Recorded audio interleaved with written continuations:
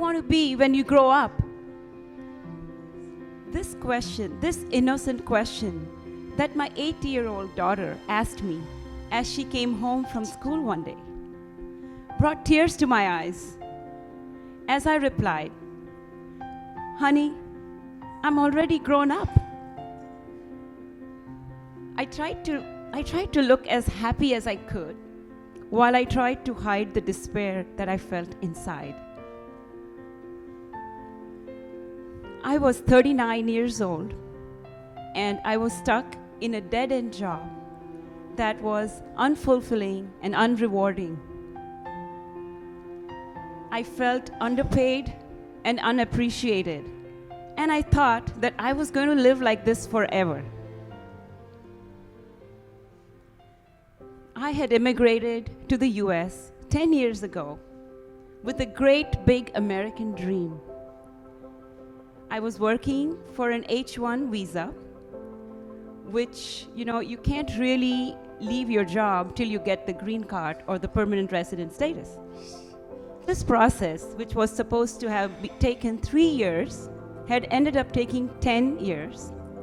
And I was working for the same company for the last 10 years.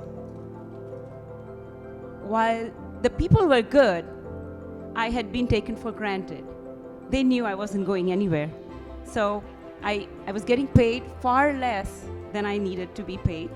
And while I did everything for that company, I didn't even have a title.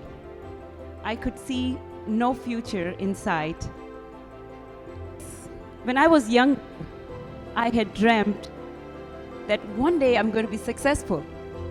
And I had begun to doubt that now. I thought there has to be something better. I wanted to improve my life. I wanted a life that I loved, and I wanted to enjoy what I did for a living. Later that year, I got my green card. And I started thinking, what do I do? I used to write frantically, like, how do I change my life from point A to point B?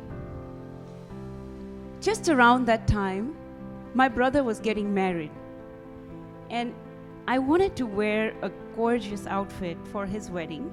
I actually wanted to wear a beautiful sari. I thought to myself, if people can rent Western gowns, maybe there has to be a business that rents Indian clothing. And I wanted to look spectacular for a night without spending an arm and a leg. And I couldn't even go to India, so this is what I wanted to do. When I looked online, I couldn't find any business that provided this service. And of course, I ended up having to order a sari from India, which was not my choice, and ended up having to wear it and never use it again. The idea stayed with me. And I thought to myself that maybe I could start a business that rents Indian clothing for women like me who needed to wear something spectacular for an occasion. At that time, the idea seemed really, really vague, and I didn't have much savings, or it was something that it just stayed in my mind. I asked a few friends about it. What do you think? I have this idea. And they were like, no, who's going to rent saris? I thought to myself, the idea wouldn't leave me. So a month later, I kept thinking about it. And at the same time, I wanted to change my life. So I thought, it may not be the perfect idea, but it's the only idea that I have. And possibly, it's the only chance that I have to change my life.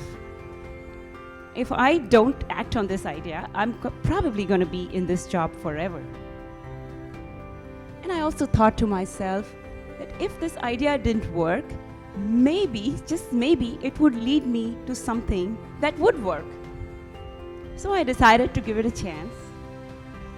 At that time, I had about $3,000 saved up in my bank.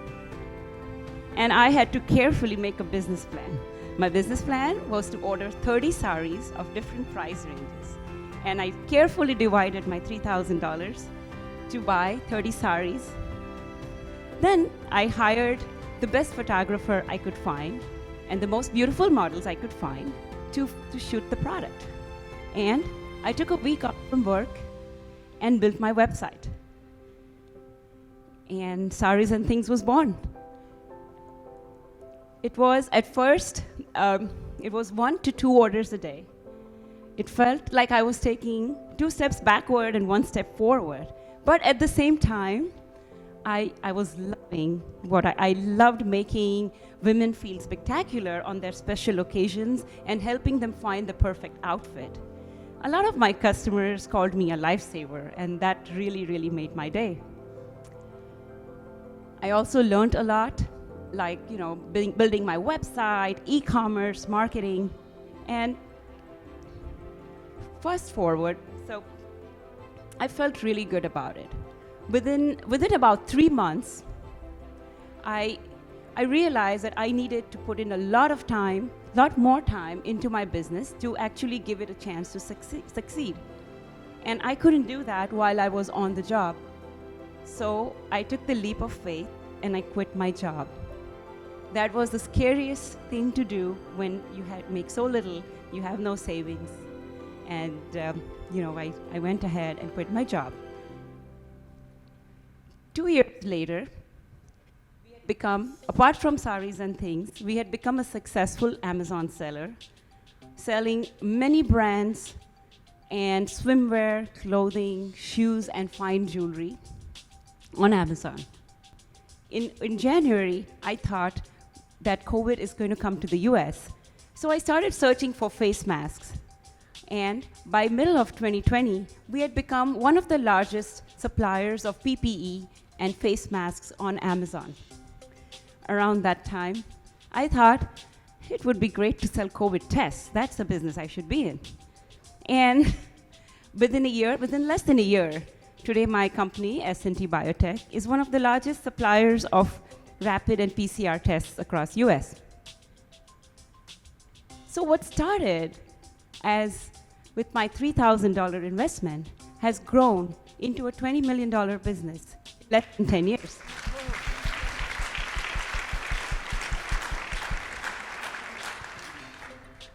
So, how was I able to do all this? Looking back, I think the secret was that I was always willing to take that first step with every idea I had. I strongly believe that the hardest thing to do is to take the first step. Everything else usually falls in place. Even if you can't see the entire road right in the beginning and it seems like the most daunting task, I think we should always take that first step. And I believe that anything is possible. Anything that you can dream of is possible, as long as you're willing to take that first step. Even if you're stuck in a rut and you have no idea what to do, if you just take the first step in the direction to the solution, and most likely it's going to work out. That's exactly what I have done. In my life, the 3 things that have guided me have been: think of the best ideas and go for them. Second, take that first step and don't analyze it, just go to it. And lastly, work each day with the same grit and determination that you started on the first day. So all of you have already, I believe, have taken the first step, and that's why you all are here. But think to yourself, are you everything that you wanted to be, or what you wanted to become? Have you achieved what you wanted? Do you have that idea that you never took action on? Do you think that you could do the biggest thing and you haven't, and you think it's impossible? Take that first step. And most likely, that's going to come true. Or even better, you may achieve something even bigger and better than your original idea. If my daughter came back to me today and asked me, "Mom, what are you going to be when you grow up?" I'm going to tell her, "Sweetie, anything is possible and I can be anyone I want to be." And then I'm going to tell her about my next biggest goal. Thank you.